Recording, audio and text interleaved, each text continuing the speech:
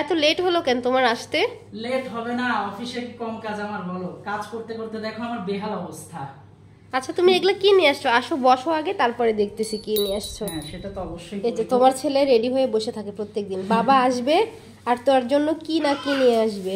আচ্ছা প্রথমে আমার লক্ষ্মী বউটার জন্য কি আনছে ওইটা দেখাই। হ্যাঁ, আমার লক্ষ্মী বউয়ের জন্য আমি আনারস এনেছি, কারণ আমার বউটার সর্দি লেগেছে না বউ। ঠান্ডা লেগেছে আর অনেকটাই গলা ব্যথা। কালো হয়ে আছে, তুমি ভিডিও করতেছো, একদম তোমার অবস্থা পুরো খারাপ। তাই কি? তোমাকে কি মানুষ চিনে না বলো? ও আর তোমার ওষুধ আনছি। এইটা কি নিয়ে আসছো? ফেলে দিচ্ছে।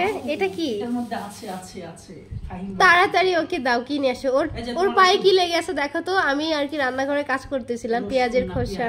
এটার ভিতরে আছে আমার আব্বাজানের জন্য কিছু একটা। এটা হচ্ছে কি দেখি তো। Burger, chicken burger, leg piece. বাসায় গরুর গোশত খেতে খেতে মানে বোরিং তোমার ছেলে, তাই না? তাই বার্গার নিয়ে আসছো। কেমন করতেছে? এদিকে তাকাও। তোমার আমি খেয়ে ফেলবো। মজা বাবা বার্গার?